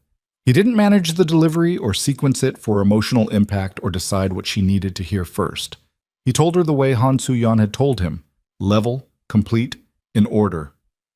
She listened. She breathed through 2 contractions while he talked. The nurse moved quietly around the room, doing the things nurses do, present and professionally absent simultaneously. When he finished, Zuri was quiet for a long time, long enough that he started to say her name. "My mother," she said. "Yes." "She borrowed money from a network that connected to your father's financial infrastructure." She said it aloud, slowly, the way you have to say certain things to make yourself believe they're real. "And he held that debt." "Yes." "For over a decade. The connection predates us by more than 10 years. She pressed her head back against the pillow and looked at the ceiling. Her chest rose and fell with the deliberate breathing of someone managing enormous internal pressure through physical regulation. He watched her and said nothing and let her have the space to process it. "He didn't arrange for us to meet," she said finally. "I don't believe that. That's too much architecture for something that started with a portfolio submission." She looked at him. "But when you became attached to me, when that was visible, he pulled the debt out of storage and started building around it." "Yes," Kang Min said. "That's what I believe. Which means your father had a claim on my family before I had a claim on your family." "Yes." She laughed, a short, sharp sound that had nothing joyful in it. "The audacity," she said, "the absolute audacity of that man." He said nothing, because there was nothing appropriate to say. Another contraction, longer, harder. She gripped the rail with both hands and breathed in 4 counts and out 4 counts, and her knuckles went pale with the pressure of it. The nurse checked the monitor, said something quiet and reassuring, noted something on her tablet. When it passed, Zuri was sweating along her hairline and her jaw was tight with the accumulated labor of the last several hours. "Listen to me," she said. "Whatever Han Soo-yeon finds about the debt, I want it documented. I want the full chain. Every subsidiary, every transfer, every name that appears in the network." She held his gaze. "I want it in a format that can go to financial regulators in 3 countries if it needs to." "I'll tell her, because here's what's going to happen." She paused through a smaller wave, breathing through it. "Your father is going to realize that the paternity filing changes his legal position. He's going to look for the next lever. If the debt is the next lever, I want it pulled out of the wall before he gets his hands on it." Her eyes were steady and dark and completely focused. "I'm not going to spend the next 18 years looking over my shoulder for the next thing he's holding." "No," Kang Min said. "You're not." He called Han Soo-yeon and relayed the instruction. She said she was already building that document. She said she would have it by end of day. He said to expedite it regardless of cost. She said she'd been expediting it for the past hour, and he should stop telling her how to do her job. He almost smiled. Nia Seo was born at 11:47 in the morning. She arrived with the definitive urgency of someone who had been ready for a while and had run out of patience with the delay. She was 6 pounds and 9 ounces, and she had her mother's stubbornness in the set of her jaw, which was visible within the first 30 seconds. The small, compressed determination of a face that had not yet learned to perform anything and was therefore entirely itself. The nurse placed her on Zuri's chest. Zuri's face did something that she would not have permitted in any other context. Broke open completely. Every controlled surface dissolved at once. The 8 months and the fear and the exhaustion and the love that had been insisting on existing regardless of circumstance all arriving simultaneously. She made a sound that was not words. She pressed her lips against the top of her daughter's head and breathed. Kang Min stood at the edge of this and understood that he was witnessing something he had not earned and was being allowed to see anyway, which was different from deserving it, which was different from taking it for granted. Zuri looked up at him. She held out one arm. He came to the edge of the bed and she put his hand on his daughter's back. The impossible warmth of her, the weight of something that was real and present and undeniable. And neither of them said anything for a long time. Outside the window, Seoul went about its business. traffic and commerce, and the 10,000 ordinary urgencies of a city that did not adjust its tempo for the significant moments happening inside it. It never did. That was the thing about cities. They contained everything simultaneously and prioritized none of it. Inside the room, a child breathed for the 32nd time in the world. Han Soo-yeon's completed document arrived by secure file transfer at 2 in the afternoon. It was 43 pages. It traced the debt instrument from its origin, a private lending structure operating in Atlanta in the early 2000s, through 4 subsidiary transfers across 3 countries and 11 years. It documented the connection to the Black Tiger Group's predecessor financial structure. It named every entity in the chain. It included, at the end, a legal assessment of the debt's current status. Formally unresolved, technically collectible, but compromised by the irregular nature of its chain of custody and the documented absence of any formal notice to Zuri or her mother's estate in the years since. Han Soo-yeon's assessment in the final paragraph was characteristically direct. The debt was a threat only as long as no one examined it. Examined, it was a liability for the parties holding it, not for Zuri. The irregularities in the transfer chain created significant exposure for anyone attempting to formally enforce it. The appropriate response was not to pay it or negotiate it, but to put a spotlight on it so large that no one with self-preservation instincts would touch it. Kang Min read it in the corridor while Zuri slept with Nia on her chest. He sent Han Soo-yeon a single message. File it. All of it. Every regulatory body. Today. Her response was immediate. Already submitted. You'll have confirmation numbers within the hour. He put his phone in his pocket and stood in the corridor for a moment. He thought about his father in that conference room. The folded hands, the composed face, the 40 years of architecture he'd built around the assumption that everything could be managed, that every contingency could be prepared for, that love and loyalty were simply resources to be correctly allocated. He thought about what it cost to build a life around that assumption and what it cost to dismantle it. He thought, I've been dismantling it for 3 years, and I didn't know that's what I was doing until I was standing on an unfinished concrete floor eating instant noodles with a woman who looked at the city like it was something she intended to negotiate with on her own terms. He went back inside. Dong-chul's response came at 4 in the afternoon. Not a call. A message, sent through one of his attorneys to Han Soo-yeon, who forwarded it with her own annotation. The message was brief and formal and contained, beneath its legal language, the particular quality of a strategic retreat executed with enough dignity to make it look like a choice. The Black Tiger Group was withdrawing its guardianship filing. This was presented as a voluntary decision reflecting the family's desire to resolve the matter privately. The Lim family connection to the filing was not mentioned. Lim Byung-ho's name did not appear anywhere in the document. Han Soo-yeon's annotation read, He saw the regulatory submissions. He's pulling back before it gets worse. This is over. The legal battle, at minimum. I'd recommend a 12-month monitoring period to confirm, but the immediate threat is neutralized. Kang Min read this to Zuri at 4:30. She was nursing Naya, the small, precise work of a new thing learning itself, and she listened with the focused half-attention of someone managing 2 simultaneous demands. When he finished, she said, He withdrew. Yes. Because of the debt documentation. Because of all of it together. The paternity filing, my withdrawal from the syndicate, the regulatory submissions. He ran the cost-benefit. He paused. He calculated that pressing forward cost more than stepping back. She looked at Nia. He'll try again, in some form, eventually. Probably, Kang Min said. People like my father don't stop building. They redirect. He looked at his daughter. But he'll be doing it against a different architecture than what he's used to, and he'll know we're watching the edges of it. She nodded slowly. Han Soo-yeon stays on retainer. Agreed. Monitoring, quarterly reports. Yes. She shifted Nia slightly, the careful repositioning of someone learning a new physical language. She looked up at him.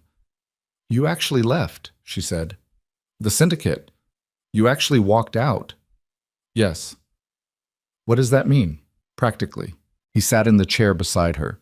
It means the next year is going to be financially complicated. There are holdings in my name that will need to be restructured, partnerships that will need formal dissolution, some exposure I'll need to manage carefully. He held her gaze. It means I have to build something from what's actually mine rather than what was inherited. That's hard, she said. Yes. I've been doing it since I was 22, she said. Not unkindly, just accurately. He said, I know. She looked at him for a long moment. At the suit that had been through a night and a morning and a confrontation and a hospital and was beginning to look like something that had witnessed the week it had actually witnessed. At the face that was carrying all of it without performing any of it. You need to sleep, she said. I'm fine. You've been awake for... She looked at the clock on the wall. At least 30 hours. Probably more. You just gave birth. I did, and I'm also 37 weeks of exhausted, and I know what that looks like, and I'm telling you that you need to sleep. She looked at Nia. She's not going anywhere. I'm not going anywhere. She looked back at him. Go find a couch somewhere in this hospital and sleep for 4 hours. Come back. He looked at her. Kong Min. She held his gaze with the patient directness she'd always had. The look that didn't ask, it observed, and trusted you to respond to being observed accurately. Come back, she said again. That's the instruction, not leave. Come back. He stood. He looked at his daughter one more time. The impossible specificity of her face, the small, closed fist resting against Zuri's arm. I'll be back in 4 hours, he said. 4 hours, she confirmed.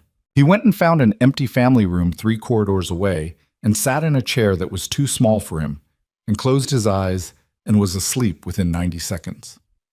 He came back in 3 hours and 40 minutes.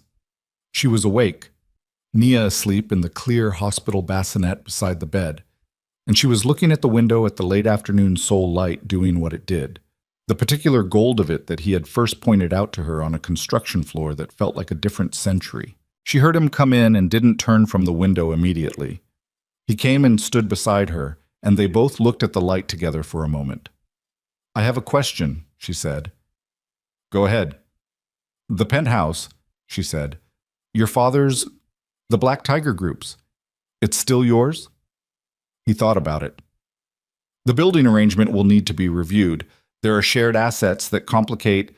I'm not asking about the legal situation, she said. I'm asking if you want it. He looked at the light on the window. No, he said. It was never quite mine. She looked at him. You let me design it as if it were. Because by the time you were designing it, he said, it felt like it could be. She was quiet for a moment. Nia made a small sound in the bassinet, the particular sound of someone sleeping so completely their body periodically checked in to confirm the sleep was still happening. Zuri looked at her. I need a place to live, she said. Something actual. Something that's ours. Not the syndicate's. Not with anyone else's name on it. Something with natural light and a real kitchen. She paused. Something with enough room for a child to move around in. Yes, he said. I'll design it, she said. I know, he said. I wouldn't have it any other way. She looked at him then, full on, with the clear-eyed assessment she'd given him from the beginning, the look that didn't offer charity or withhold fairness, that simply saw what was there and reported it back without distortion. This is not going to be easy, she said, any of it. You're rebuilding your entire financial existence. I'm starting a new practice from scratch. We have a daughter who is 3 hours old, and we haven't decided what we are. No, he said. We haven't. I'm not deciding that tonight, she said. I'm not deciding it this week. I know. I need to see you in ordinary circumstances, she said. Not crisis, not legal battles and rainy nights and hospital corridors. I need to see what you are when nothing is on fire. That's fair, he said. It's not about fair, she said. It's about what I need. She looked at Nia. What she needs. A man who shows up when things are calm, when there's nothing to prove, when there's just, she paused, a Tuesday. He looked at his daughter. I'll be there on Tuesday, he said, and every Tuesday after that. She looked at him for a long moment. Then she looked back at the window. The light really is different here in the afternoon, she said. It is. I hate that you were right about that. Something moved in his expression. Not quite a smile, the shape of one, the direction of one. Outside the window, Seoul arranged itself in the late light, towers and the Han River and traffic, and the 10,000 ordinary urgencies of a city that had contained all of this without taking notice. The debt was filed with regulators across 3 jurisdictions and would be examined and would reveal what it revealed and would close, eventually, the way these things close. Not cleanly, but completely. The syndicate would redistribute its architecture around the absence of Kang Min's name, and it would continue, as it always had, and Dong Chul would look at the space where his son's future had been and make whatever calculation a man like that makes when the world stops conforming to his design. Nia Seo slept in her bassinet, with her small fist against her cheek, and her chest rising and falling with the total commitment of the newly alive. Zuri Bennett sat in a hospital bed in a city she had chosen and kept choosing and looked at the late afternoon light with the particular exhaustion of a woman who had built everything she had from what she'd decided to carry and set down what she hadn't. Kang Min stood beside the window with his jacket off and the long night and the longer morning finally settling into his body, and looked at the 2 most important things in the room and thought about concrete floors and instant noodles and the particular quality of a woman who tells you exactly what she needs and trusts you to meet it.